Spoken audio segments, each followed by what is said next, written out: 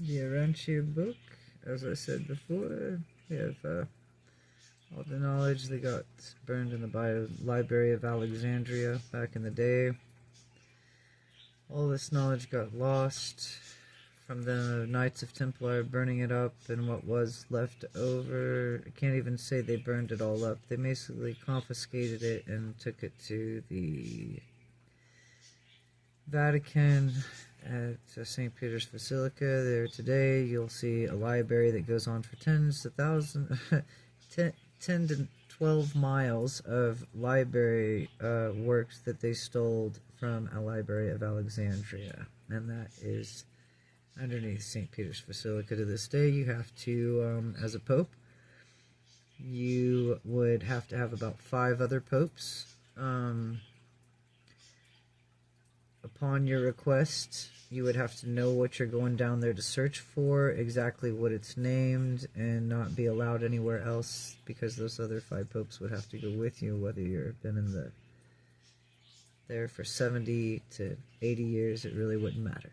So, yeah, so all that's pretty much so off guard to the lower popes, as they call them, and anybody who they didn't want to know the knowledge of what lies underneath there, right? There's a lot more things that lie underneath that St. Peter's Basilica. But nonetheless, back to our book and the knowledge thereof, of which so many churches and religions would not probably want people to know the truth. We are on pages 6, continuing on the Eternal Son.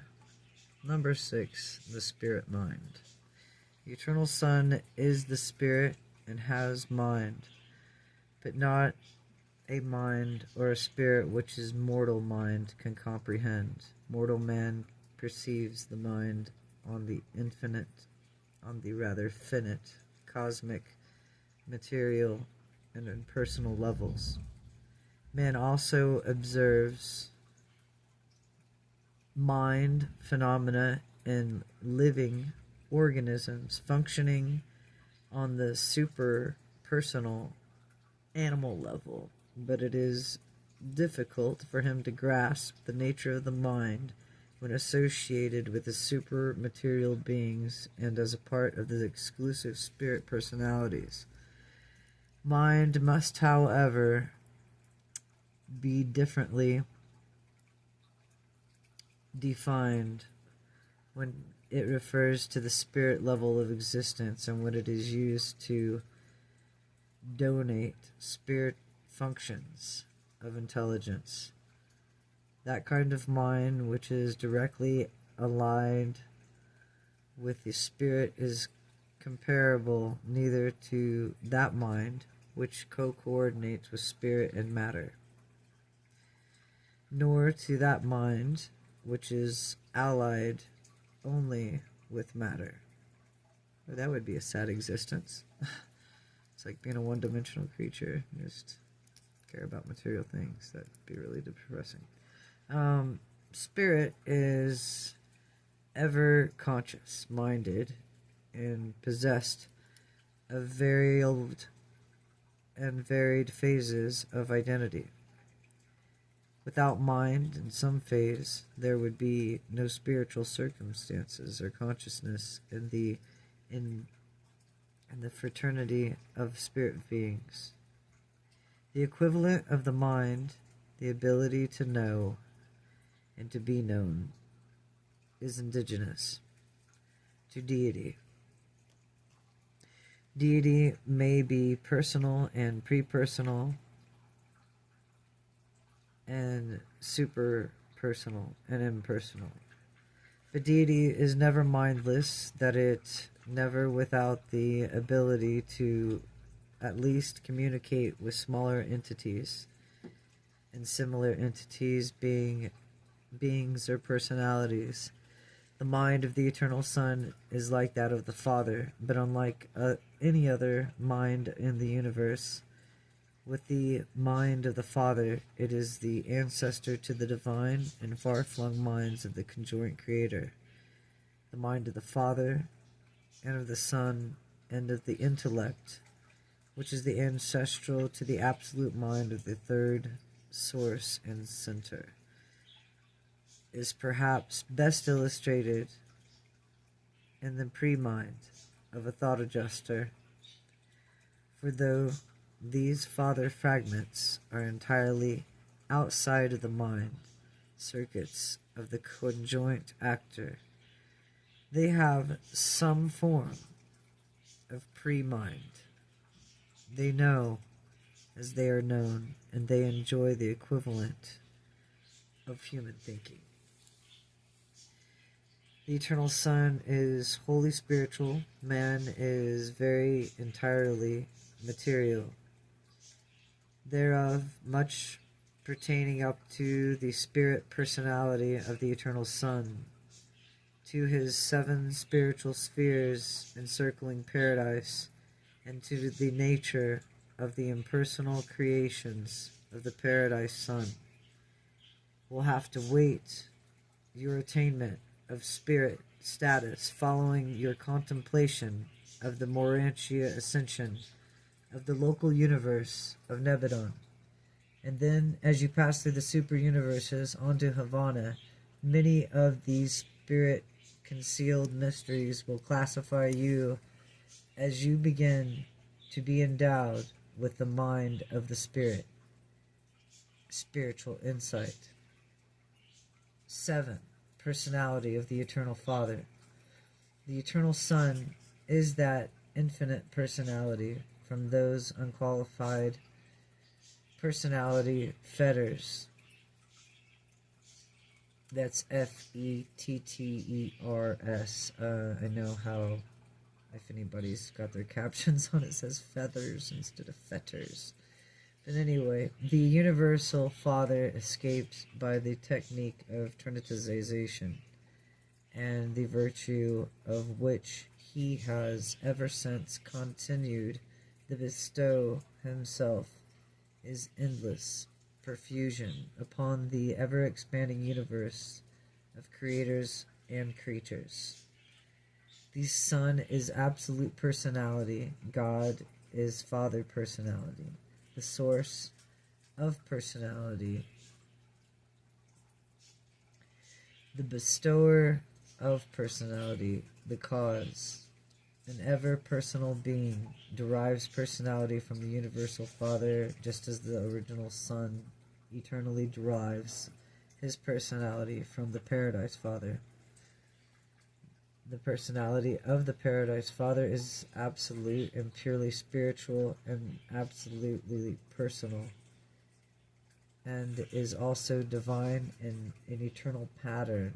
That first of the Father's bestowal of personality upon the conjoint actor is subsequently of his bestowal personality upon the myriads of his creatures throughout a far-flung universe. The Eternal Son is truly a merciful minister of a divine power and spiritual power of a real personality. The Son is the spiritual and personal nature of God himself manifest to his universe. The sum and subsequence and substance of the first source and center, divested of all that which is non-personal, extravagant, and non-personal, non-spiritual rather, and pure potential, it is impossible to convey to the human mind a word picture of the beauty grandeur of the supernal personality of the Eternal Son. Everything that tends to obscure the Universal Father operates with you equal influence to prevent the conceptual recognition of the Eternal Son. You must await your attunement of paradise, and then you will understand why I was unable to portray the character of this absolute personality to the understanding of the finite mind.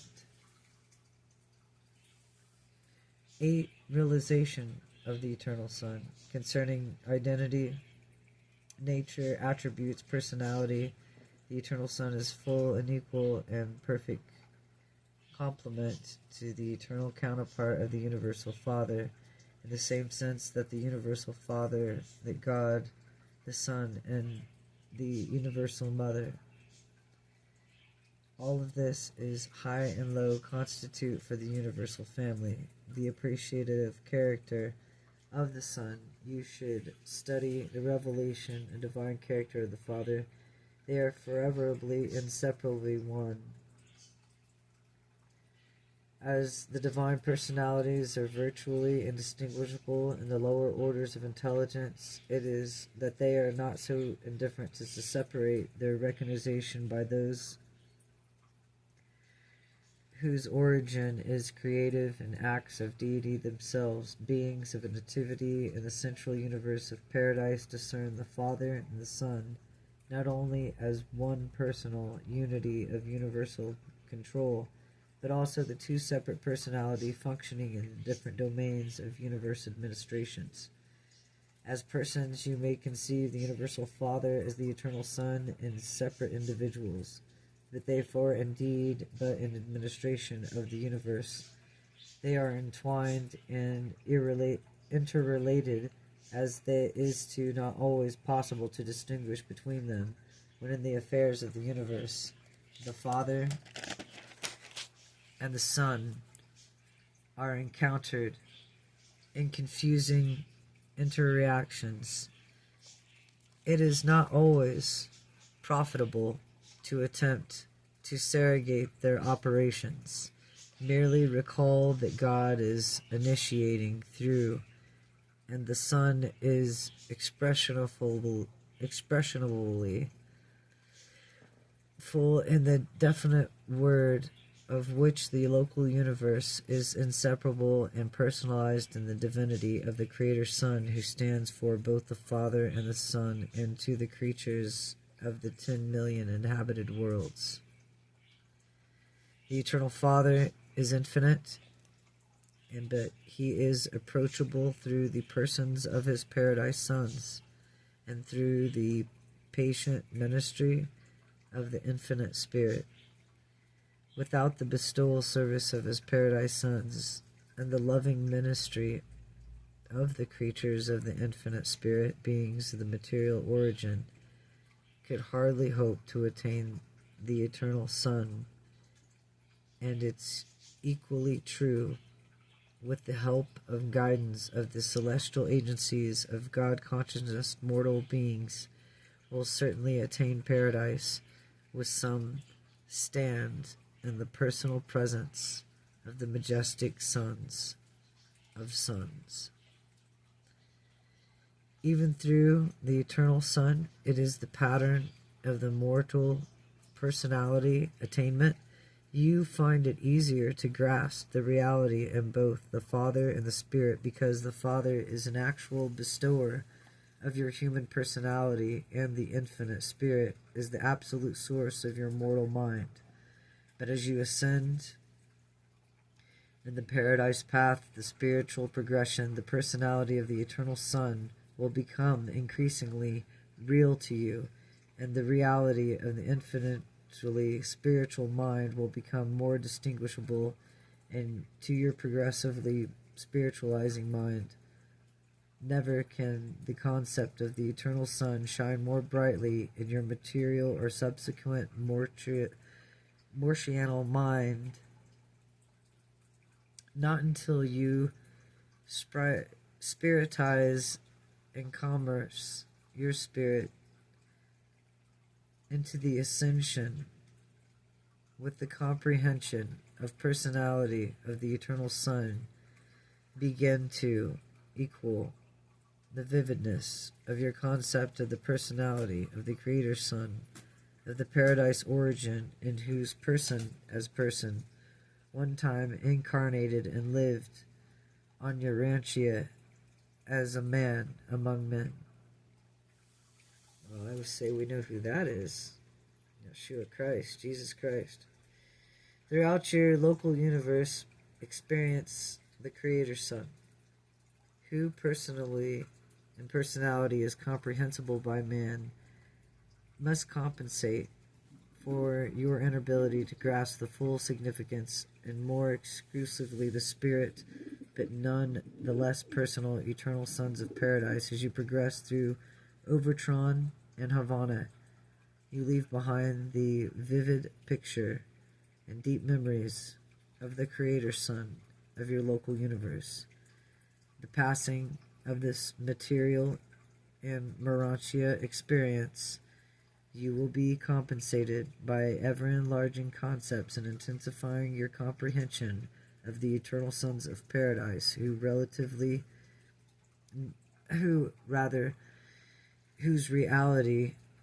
and nearedness will ever augment as you progress paradiseward. The eternal Son is a grand and glorious personality, although it is beyond the powers of the mortal and material mind to grasp the actuality of the personality of such an infinite being. Doubt not, he is a person. I know whereof I speak. Times and almost without number I have stood in the divine presence of the eternal Son, and then sojourned forth in the universe to execute his great bidding, indicted by the divine counselor, assigned to formulate this statement depicting the eternal sons of paradise.